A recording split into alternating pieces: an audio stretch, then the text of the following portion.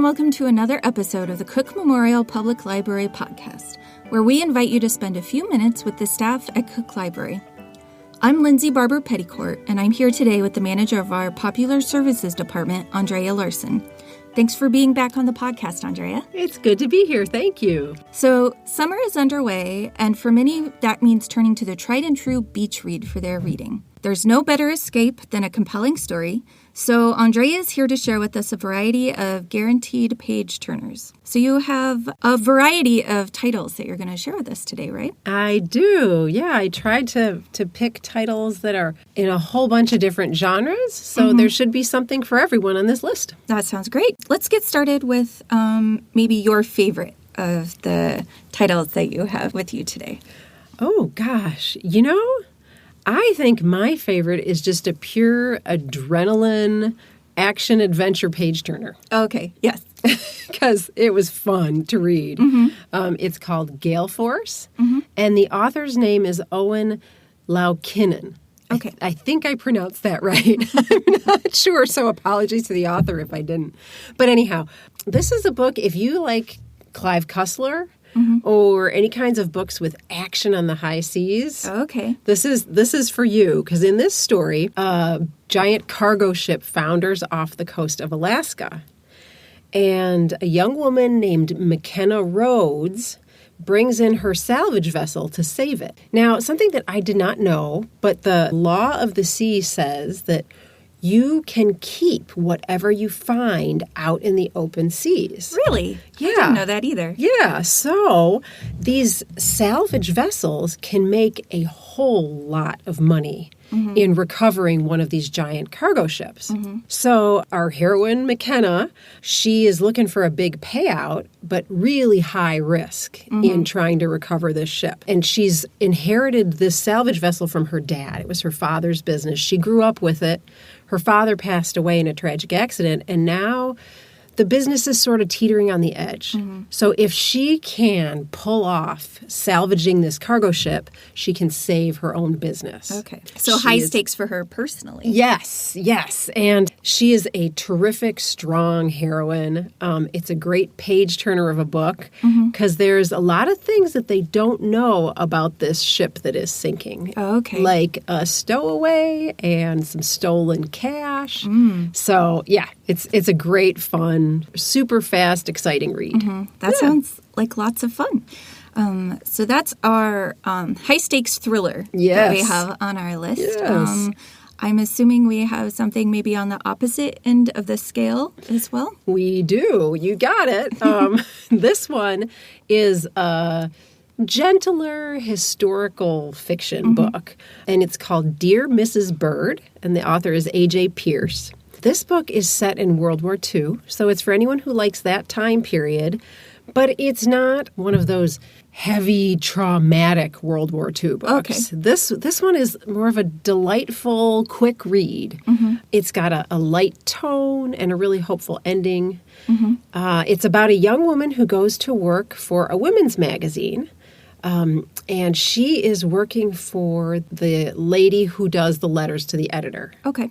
Who is very old-fashioned, very, stiff upper lip British, kind of a battle axe. And it's what this young woman does to try and change things at the magazine. But also there's her life going on outside the magazine because it's London during the Blitz. Okay. And so she is also a volunteer with the auxiliary fire department. And since it's the Blitz, they're obviously really, really busy. Right. So, she works her magazine shift during the day. She goes to work for the fire department at night.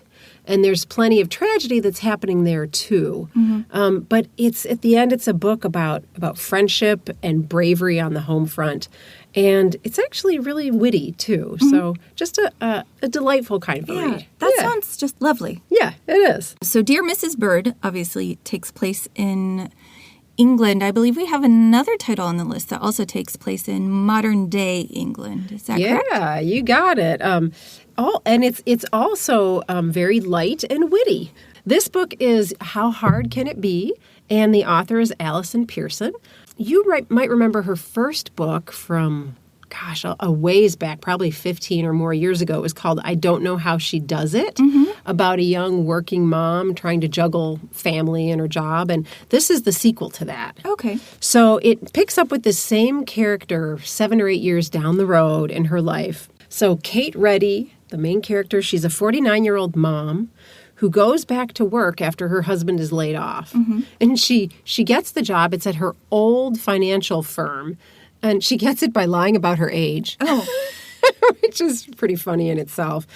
She has to face sexism and ageism at work. Mm-hmm. She's dealing with a troubled teenager in her house, aging parents. So she's like the perfect example of the sandwich generation female. Right. She's coping with perimenopause. So if you're a middle-aged woman, you're going to relate to a lot of this stuff. Yes. So it's just a really fun, funny book. I'll say you've kind of got to suspend disbelief, kind of go with the flow, because everything in this book is a little bit of an exaggeration, but it's also really funny. Mm-hmm. So this is a sequel, but do you have to have read I Don't Know How She Does It? No, not at all. Not at all. The author is pretty clear about any background info that you might need. Mm-hmm. So if you want to laugh this summer, that's a good title. Oh, yeah, absolutely. And you'll appreciate it.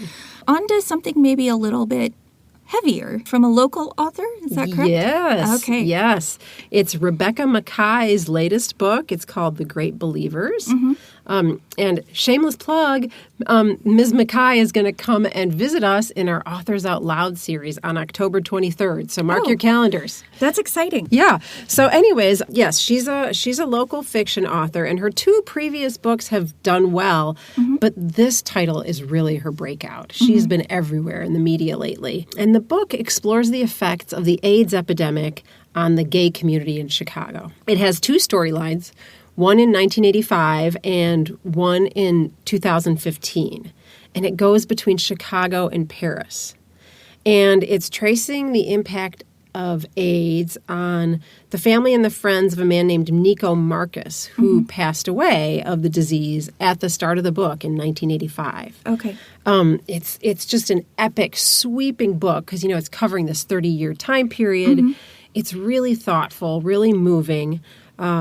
And I'm going to borrow a quote from Booklist because they said it really well. They called it a tribute to the enduring forces of love and art over everything. Oh, that sounds lovely. So a beautiful, touching read. It sounds like something, you could really get into. Yes. Yeah. And so I think we will end with maybe one of my favorite genres, the good old-fashioned mystery. But from what I understand, this one's maybe got a little twist to it. Oh, yeah, it's got quite the twist. Yeah, if you like classic British mysteries, Anthony Horowitz is the author for you. And this is his latest book, The Word is Murder. I've read every single one of his adult books. He's the master. I just love him so much. He has written couple of Sherlock Holmes novels. He was authorized by the estate. He's also written 2 James Bond novels. Oh. One of those is coming out this fall, so I can't wait for that. And he's also been a screenwriter for Foyle's War and Midsummer Murders, if you like British crime series on TV. Right. He sounds quite prolific. He's got quite the cred as a mystery guy. So the twist in this book, it is a traditional mystery, but Horowitz throws himself in there. So he himself is the narrator. And in this book, so he's an author writing a book about a case. So the whole storyline is him and this private investigator who's investigating the murder throughout the book. It's a super ingenious plot with just twists all over the place, stuff that you won't see coming. So lots of fun. Highly recommend it. That's exactly what I want in a good mystery. I think I'm going to have to put myself on the wait list for that. Thanks for sharing all of those titles with us today. You're welcome. So if any of Andrea's recommendations piqued your interest, you can go to our website at cooklib.org and find them in our catalog. If you're looking for even more recommendations, check out the Bookies, librarians here at Cook, including Andrea and me, who can give you a list of recommendations based on your interests. You can find the Bookies on our site at cooklib.org/bookies. While on our website, please visit Shelf Life, the library's blog where we share what's new and interesting in books, movies, and music. The blog's address is shelflife.cooklib.org. If you'd ever like to get in touch and leave some feedback, send a message to us at webmaster@cooklib.org. Finally, if you enjoy this podcast, share it with those you love. One of the best things you can do to support us is to take a moment to leave a rating on iTunes. Those ratings help get this podcast noticed. We'll be back soon, but until then, keep reading, keep watching, and keep listening.